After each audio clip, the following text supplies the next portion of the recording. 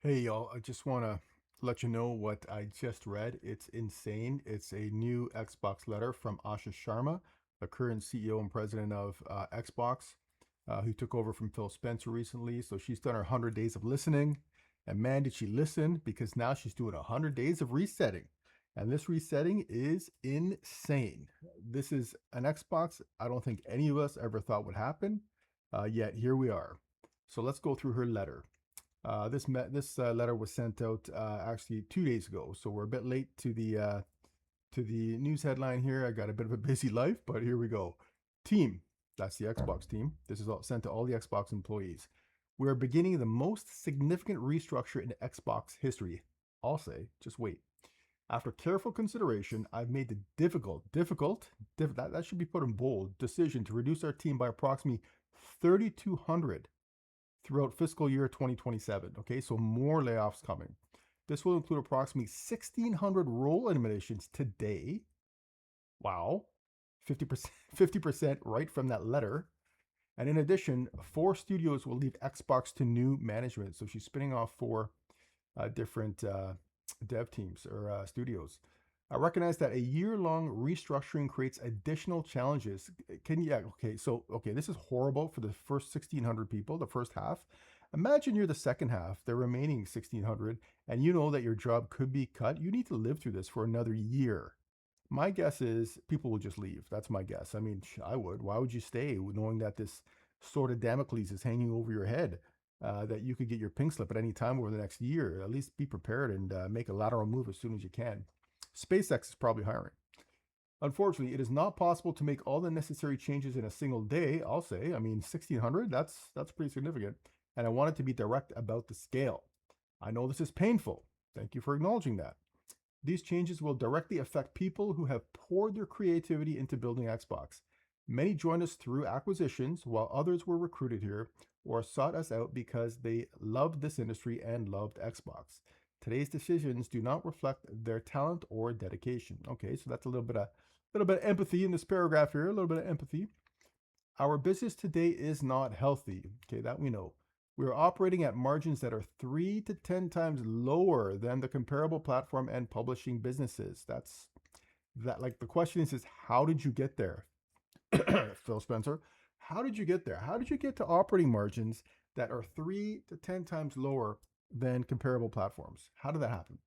We entered a Gen 9 with a smaller install base and a higher cost structure. To grow, we bet on Game Pass, multi platform, and a broader portfolio of content. While those businesses have created meaningful value, they did not grow at the pace we expected. So there you go, Game Pass has underperformed. While these businesses have created meaningful value, they do not grow at the pace we expected. As that happened, our core business weakened and we added more teams, more investment, and more time hoping for a better outcome. So the plan then sounds like was to just acquire a bunch of companies and hopefully by acquiring companies and pumping out more content, they could bring back the Xbox brand a few years back when they took over Bethesda, etc. But they didn't put out the titles. It just wasn't happening. So that didn't really work, it looks like. And she's acknowledging all this. And now the industry is facing the most severe hardware crisis in our history. We must reset Xbox. Okay, this is all logical. It's horrible for the people who are laid off, but so far we're getting transparency that I don't think we ever really got from Phil Spencer, but at least we're getting some transparency. Having said that, she can blame, right? She can be transparent about the past because she wasn't on the ship. Let's see how transparent she is moving forward. That's the question for the next couple of years. Regardless, first we will reset our content portfolio. Okay, interesting.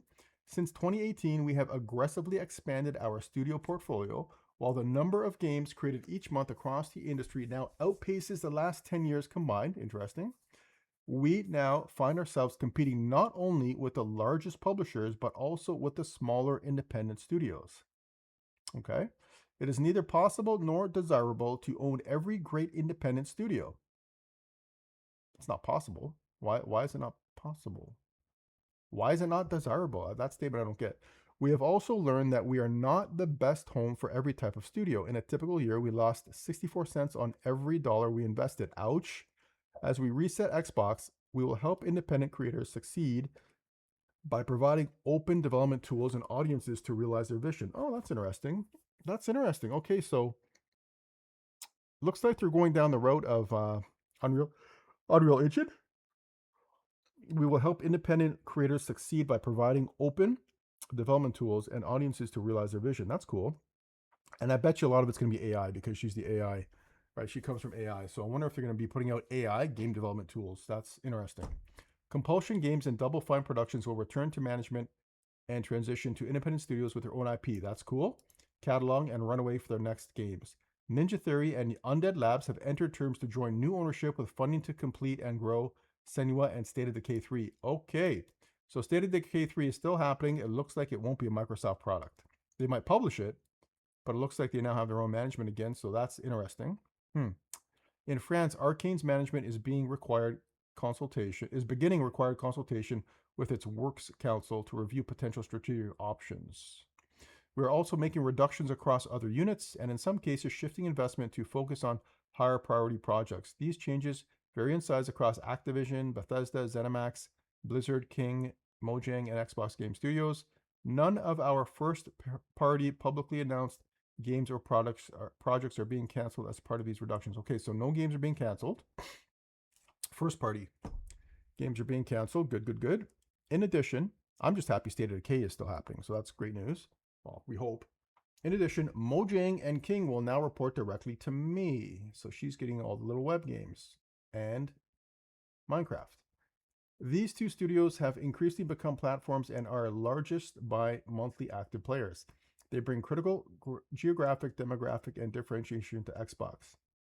I wonder if she just took the two most valuable or profitable divisions or game developer studios. That's probably what she did. Second, we will reset our platform. Okay, here's the big news. We've already had big news, but here's more big news. We know that great technology gets better when it gets simpler, not bigger. Don't know about that. Today, in some parts of the company, work passes through as many as 14 layers of management. That's crazy. Let me read that one again. Today, in some parts of the company, work passes through as many as 14 layers of management. Just imagine the bureaucracy. Just imagine, say you're in layer 3 or you're in layer 7. You want to know how challenging that is to get through 14 layers of management? How do you realize your vision? How do you make decisions? How can you be nimble when there's 14 layers of management? That needs to be less vertical and more horizontal. Hopefully she recognizes that. Our platform teams are 40% larger than they were at the start of this generation. 40%. Even as our player base and playtime have declined. Like, she is just slamming Phil Spencer. This is crazy. Poor Phil. That complexity has slowed decisions, blurred accountability, and made it harder to deliver for players. Yeah, exactly. As we reset Xbox, we will simplify. Okay, so I wonder if a lot of the layoffs, reduction is bureaucratic, is management, because it sounds like that's what's going to happen. Yeah, we will reduce management layers to no more than 5, and where possible 3. So she's cutting back like 11 layers of managers. So that would mean that the game devs hopefully won't be too affected. We hope, but it looks like she's really going after some of the middle management, and yeah, so maybe that's a good thing in terms of being nimble and being creative and being independent, and there's less bureaucracy. Maybe that's what the games need. We will deliver success through a flatter organization that is built around makers. Oh, there you go. Individual contributors focus on building, so the dev people, player coaches, leaders who remain deeply involved in the work while developing their teams, and directly responsible individuals, DRIs, so that's for accountability, who own key decisions and outcomes. Ooh, ouch. Would not want to be a DRI if you're game bombs. Woo. And we will streamline how we work across our tools with a cleaner code base, shared services, and 50% reduced vendor spend. Third, we are resetting how we operate. Okay, so they just reset the platform. So that's really the management structure. When she says platform, it sounds like, I thought she meant the Xbox platform. Third, we are resetting how we operate. So here comes operations. As Xbox grew our headcount, we became more fragmented. Teams, studios, and functions operate independently, and it became harder to work towards a shared goal, make the right trade-offs, and get things done. For the first time, we are establishing a chief operating officer who will end-to-end P&L, profit and loss, responsibility across content. Okay. Hardware, platform, and services. Helen Chang has been promoted to this role and will report directly to me. Okay, wow. Helen Chang is going to walk with a heavy stick, it looks like. So she's really going to push the accountability. Well, that's good. Over nearly 2 decades at Xbox, Helen has helped build some of our most important businesses, from Xbox Live to leading Mojang and the Minecraft franchise. She will bring our business together under one operating model, making sure we make clear investment decisions, learn from our successes and failures, and hold ourselves accountable for results. Thank you, Dave McCarthy, who is retiring after 17 years with Xbox. Dave has played a defining role in building the platform that millions of players rely on every day and has been a trusted partner through many of the biggest moments in Xbox history. We will wish him all the best. These changes are about a bigger future of Xbox. You know, I wonder what his parachute is, Dave McCarthy. That's something we should look up. You know what? Let's do that. let's look that up. So, just doing a little search here on Dave McCarthy. Okay, so Dave McCarthy's individual retirement package has not been made public. His departure was announced July 2026 as part of a massive restructuring. So you don't know. You don't know. Interesting. I'm sure it was nice. Nice golden parachute. So thank you, Dave McCarthy, who's retiring after 17 years. We wish him all the best. These changes are about a bigger future for Xbox, not a smaller one. The next decade of gaming will be larger, more global, and more creative than anything we've seen before. Man, I hope so. I hope so. This year, we'll invest as much in Xbox as we ever have, but we'll invest with greater focus, greater discipline, and greater clarity, all in service of making Xbox where the world plays and creates. I want Xbox to be one of the few companies that entertains more than 1 billion people each day and gives everyone the opportunity to create and connect. That's key. Here's her vision. I want Xbox to be one of the few companies that entertains more than 1 billion people each day and gives 1 billion people each day. Wow. And gives everyone the opportunity to create and connect. So she's talking about more than just Minecraft. This is about the tools that she's going to release. And again, they're going to be AI tools where anybody can create a game, is my guess, and connect. So multiplayer games, social integration, etc. That's cool. That's cool. I know we can achieve this goal. Xbox has many of the most beloved franchises in entertainment history, talented studios around the world, and we will return to growth in 2027. History is full of companies that mistake longevity for inevitability. We will not be one of them. Asha. Okay, so it's horrible that people lose jobs.